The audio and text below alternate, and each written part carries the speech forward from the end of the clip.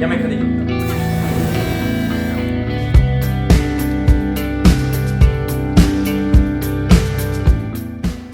하루는 차를 몰고 나가는데 워시액 경고등이 들어와 있더라고요. 워시액을 채워 넣은 지 얼마 되지 않았는데 경고등이 들어와서 의아했어요. 어쨌든 차를 뺐는데 차고 안에 액체가 흘러 있는 게 보이더라고요. 그래서 만져보고 색깔을 확인하고 맛을 봤어요.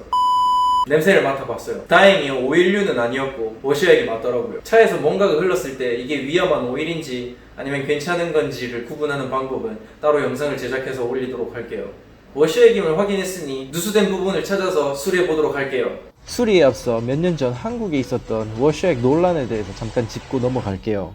워시액을 뿌릴 때마다 메탄올이 이 차 안으로 들어온다는 놀라운 사실이 확인됐습니다. 워시액을 차 앞유리에 뿌리면 그대로 흘러서 보닛 틈새로 흘러들어갑니다. 이곳의 플라스틱 부품을 뜯어내보자 차 조수석 내부와 바로 연결되는 커다란 환기구가 드러납니다. 제조사들은 메탄올의 독성은 인정하지만 차 안으로 유입되는 양이 적어서 문제될 건 없다는 입장입니다. 지속적으로 냄새가 나오는 게 아니기 때문에요. 크게 문제는 없습니다. 2020년 소나타 헤드 유닛의 설정을 찾아보면 워시액을 뿌릴 때 자동으로 바깥바람을 차단하는 기능이 있네요. 이 말인즉 아까 뉴스에서 말한 대로 워시액이 내부로 유입되는 게 사실이란 말이겠죠. 그럼 워시액엔 도대체 뭐가 들어있길래 이러는 걸까요? 70%가 물이고요. 25%는 알코올이고 나머지 첨가제들로 이루어져 있어요. 여기서 필수적인 요소가 알코올인데 알코올이 들어간 이유는 기름을 녹이고 잘 말라서 물때를 안 남기죠. 그리고 겨울에는 동파를 방지하고 여름에는 곰팡이를 방지해줘요. 그런데 알코올은 두 가지 종류가 있어요. 메틸알코올, 에틸알코올인데 흔히들 메탄올, 에탄올이라고 부르죠. 메탄올을 마시면 몸에서 포름알데히드라는 물질이 생기고 이게 바로 괴물을 만든 맹독성 물질이에요. Pour them right down the drain, Mr. Kim.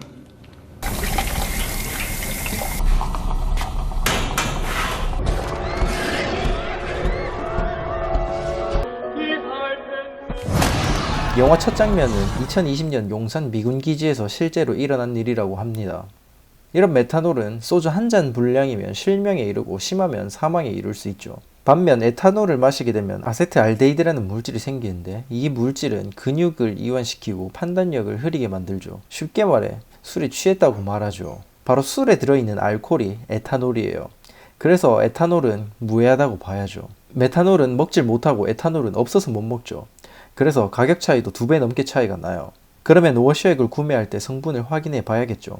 알록달록 다양한 제품이 있네요. 동파 방지, 벌레를 닦아주는 기능, 빗물을 흘려주는 기능 다양하게 있는데 여기 있는 제품 전부 다 메탄올이 들어있네요. 어떤 언론은 미국에서 메탄올을 규제했다고 했는데 사실과 거리가 있네요. 그런데 여기 보면 캘리포니아에서만 판매하지 못한다고 되어 있어요. 캘리포니아와 텍사스에서는 VOC, 여기서는 메탄올이죠. 메탄올이 대기를 오염시킨다고 해서 금지를 시켰는데 얼음이 얼 정도로 추운 지방에서는 허용이 되어 있네요. 그래도 저는 메탄올이 안 들어간 제품을 찾아보려고 했는데 Low VOC Formula라고 적혀 있어도 뒤에 보면 메탄올이 들어있고 1% 미만으로 들어있는 제품을 찾았는데 어느 점이 섭씨로 0도씨네요. 그냥 물이랑 다를 게 없어요. 결국 미국에서는 에탄올이 들어있는 워시액을 찾지 못했어요. 그러면 한국은 어떨까요? 한국에서는 2018년부터 메탄올 함량을 제한하고 전부 에탄올로 바뀌었다고 합니다. 곧 겨울이 다가와서 저는 영하 17도까지 동파를 방지해주는 워시액을 사도록 할게요. 제가 구매한 제품은 메탄올이 23.5%나 들어있네요. 여름이 되면 1%만 들어간 제품으로 바꾸고 꼭 달리는 도중에만 환기를 잘 하면서 뿌려야 되겠어요. 여담으로 미국에서는 아이들이 차고 앞을 동네 놀이터처럼 놀아요. 알록달록한 워시액을 이온 음료로 착각하고 마시는 사고가 빈번하게 발생했어요.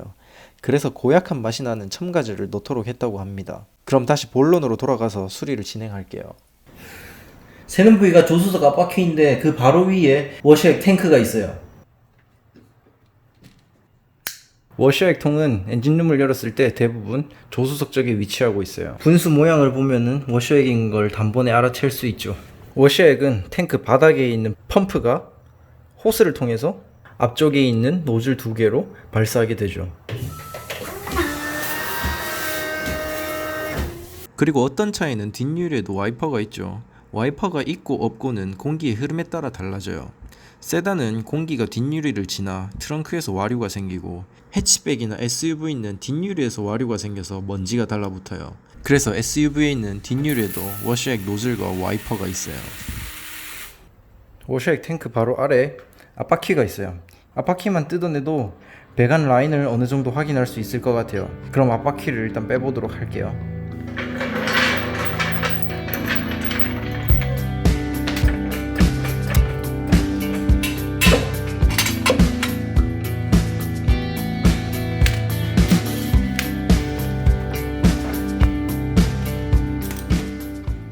모르겠어요. 도난 방지 키로 돼 있네요. 아마 트렁크에 있을 거예요. 한번 찾아볼게요.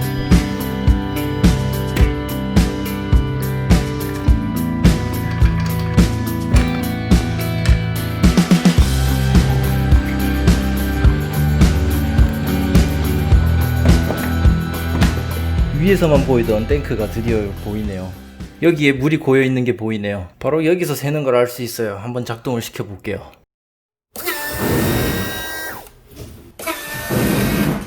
원인을 찾았으니 얘를 떼어내도록 할게요. 근데 얘를 빼내면 여기서 물이 셀 것 같아서 밑에 버킷을 갖다 놓을게요.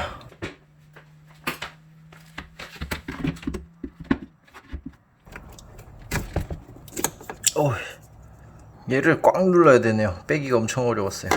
그리고 얘를 힘으로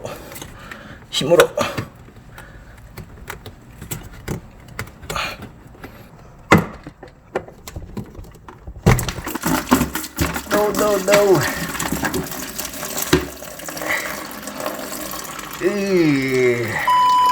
그래도 결국엔 빼냈어요. 그럼 방향을 잘 기억하고 하나씩 빼볼게요.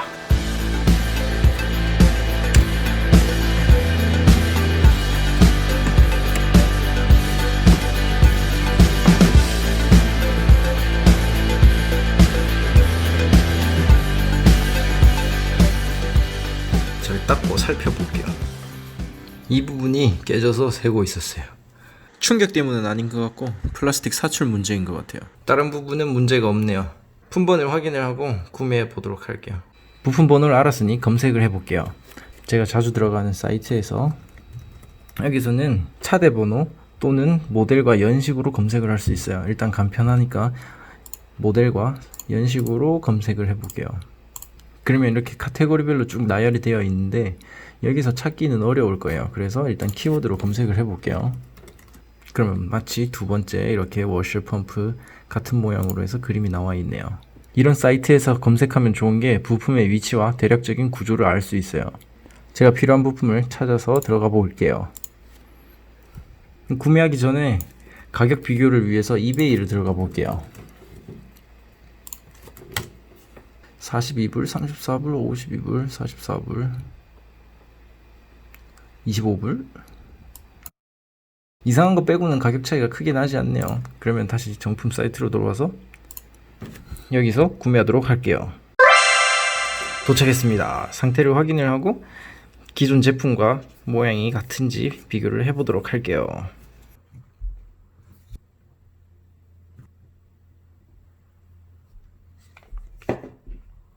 다행히 똑같은 제품으로 도착을 했어요. 그럼 이제 장착하도록 해볼게요. 아까 방향을 떠올려서 왼쪽 건 왼쪽에, 오른쪽 건 오른쪽에, 그리고 힘껏 밀어주면 커넥터도 딱 소리 날 때까지 커버를 덮기 전에 작동이 잘 되는지 테스트 먼저 해볼게요. 다른 데서 또 셀 수도 있으니 일단 조금만 넣어볼게요.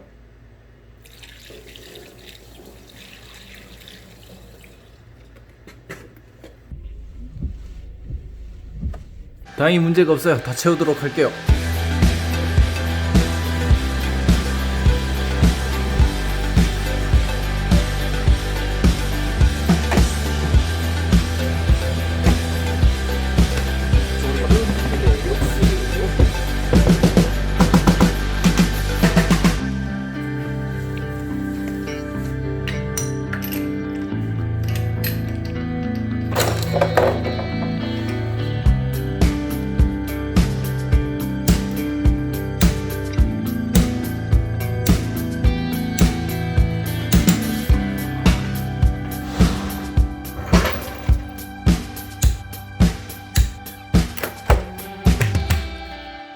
(2015년식) 현대 산타페 워셔펌프 교체해보았어요. 그렇게 어려운 작업은 아니었는데 차를 들고 타이어를 빼내야 된다는 게 일반인들에겐 부담이 될 수 있겠어요. 장비가 없더라도 트렁크에 있는 스페어 타이어 교체하는 장비만으로 차를 들어 올리고 드라이버만 있으면 충분히 할 수 있을 것 같아요. 난이도를 따지면 별점 5개 중에 2개 정도는 되겠어요.